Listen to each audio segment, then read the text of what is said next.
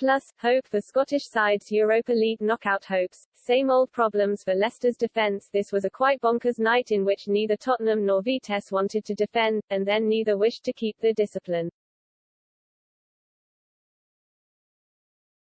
In some ways, it was very unlike what you've come to expect from Antonio Conte, who called for stability in his first interview as Spurs manager and went strong for his first game in charge, aware of what was at stake in this competition, irrespective of being keen to make a first good impression. For the opening 30 minutes he must have thought this was a very simple job in reinvigorating Tottenham. 3 unanswered goals had Vitesse reeling as they couldn't cope with Spurs' swift transitions down both flanks. Ben Davies and Christian Romero were carrying the ball out from defence and Oliver Skipp and Pierre-Emile Hojbjerg were controlling midfield. And then, it all unravelled, reminding Conte of the size of the task ahead. Eric Dier was beaten far too easily at the set play for the Dutch side's first reply, and when Lucas Moura was caught trying to be too elaborate playing out from the back, it would seem too simplistic to say the state of Spurs' implosion was down to a lingering lack of confidence. But those insecurities which plagued the tail end of Nuno Espirito Santos' tenure certainly then came roaring back as Conte grew increasingly agitated on the touchline. Romero's red card added to the sense of angst, and Spurs were in the end indebted to Hugo Lloris' brilliance on 2 occasions before Vitesse lost their cool. "Those who know me very well know I don't like this type of crazy game," Conte said. "I want a stable team, and when there is the possibility to kill the opponent you must kill. For sure my team showed me great commitment and resilience. This team needed to win by also suffering. It was some start to the new era, and question marks remain over just how good the players are at Conte's disposal, but Tottenham fans won't mind if they always end up winning under their vibrant new head coach." Ben grounds after going into halftime 1-0 behind in Genk. Having made a slow start, West Ham needed an attacking spark. They had their chances towards the end of the first period, but given their form this season, David Moyes knew his side had more in the locker. A tactical tweak saw Benrahma go through the middle, having started over on the right, and almost immediately from the restart, he tested Genk's midfield. It was one the hosts did not really pass with flying colours, as he became the focal point of the Hammers' attack. Both of his goals were superbly taken too. The first saw him in the right place at the right time, sweeping home Vladimir Kufel's cut back. There was a wonderful celebration with Kurt Zomer by the dugout, which was not dampened by a VAR check for offside. Then came a superb solo goal. He easily beat Mujade Sadiq on the right before slotting home through the goalkeeper's legs on a tight angle. Only a striker with real confidence could finish in such a manner. It was a fractious first season at West Ham, not joining until mid-October and only starting in 16 games across all competitions and just 1 goal scored. But he has transformed himself into an integral part of Moyes' squad. He has started in all 10 Premier League games so far, and in the 2 Europa League matches he has started, he has found the net. Moyes said of his player after the game, "I thought Sed played well tonight. He did a lot of good things which in recent games I've not been so sure, and getting a couple of goals will help him, so good on him." He almost saved a West Ham side that conceded their first Europa League goals, one of which was a horrible own goal from Tomáš Souček, and were held to a draw for the first time in competition too. But courtesy of Dynamo Zagreb's win against Rapid Vienna, West Ham have secured their spot in the knockout rounds for the first time in 40 years. Here's hoping Benrahma can continue to shine in Europe well into 2022.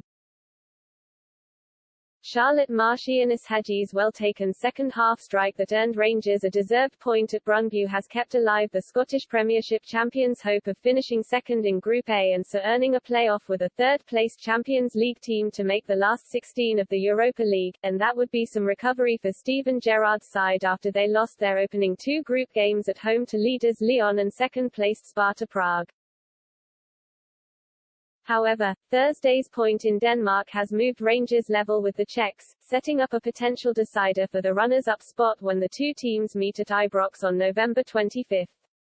Richard Morgan. 2 games against Ferencváros are just what the doctor ordered for a Celtic side staring down the barrel of an early elimination from Europe and embarrassment in Ange Postecoglou's first season in charge. From rock bottom and without a point, the boys now have their destiny in their own hands, and no 2 more wins will guarantee them, at least, a place in the playoff round of the Europa League, and even 2 defeats will now take them into the Europa Conference League knockouts. What a perfect time for Celtic to conjure up their first away win in Europe since November 2019, perhaps setting themselves up perfectly to make it 2 in a row against group leaders Bayer Leverkusen after the international break.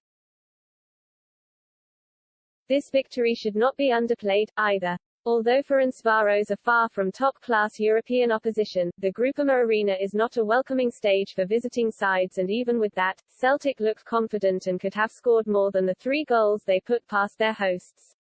6 wins from 7, and a blip against Livingston on Saturday, suggests Postecoglou is starting to get the best out of his new team, and some of their new arrivals are gelling too. Kyogo Furuhashi's feint and shot for the opener would be sublime at any level, and better sides than Ferencváros would struggle to defend the inch-perfect ball he played through for Liel Abada's third either. In fact, it was a trio of goals from summer arrivals, with Benfica Loni Jota, the pick of the boys' season so far, also on target. It will still be a big ask for Celtic to reach the playoff round or last 16, with 2 difficult matches to come, and at least 4 points likely required. After a slow start, they are doing as much as they can. And with their tails up, you never know. Ron Walker. There was almost a sense of déjà vu for Leicester on Thursday. After a raucous 4-3 victory in Russia 2 weeks ago, the return leg was a more subdued affair, but Spartak Moscow still managed to expose the Foxes' weaknesses. Mikhail Ignatov was easily played in down the right, and despite there being plenty of blue shirts in the area, none were near Victor Moses as he swept his header home early in the second half. It was Spartak's only shot on target of the game. The goal meant it was another game that went by without a Leicester clean sheet. They have kept just 1 in their last 15 games and none in each of their last 9 games in all competitions. They have not managed a shutout in the Europa League this season. Leicester captain Kasper Schmeichel said he wasn't too sure why they were struggling to keep clean sheets, but they were working hard to figure it out. His manager, however, offered his own thoughts. "For me, it is simple. It is about running, you have to run," Brendan Rodgers told BT Sport. "We conceded a second goal here against Arsenal when we did not track the run. So it's pretty straightforward. You have to run, you have to work, you have to do the dirty side of the game. It's not always with the ball, you've got to be able to play against the ball. If you don't run, it makes it difficult for you." At the other end, Leicester had plenty of chances. Boubakary Soumaré and Kelechi Iheanacho hit the crossbar, while Jamie Vardy saw a poor penalty by his standards saved by the Spartak goalkeeper.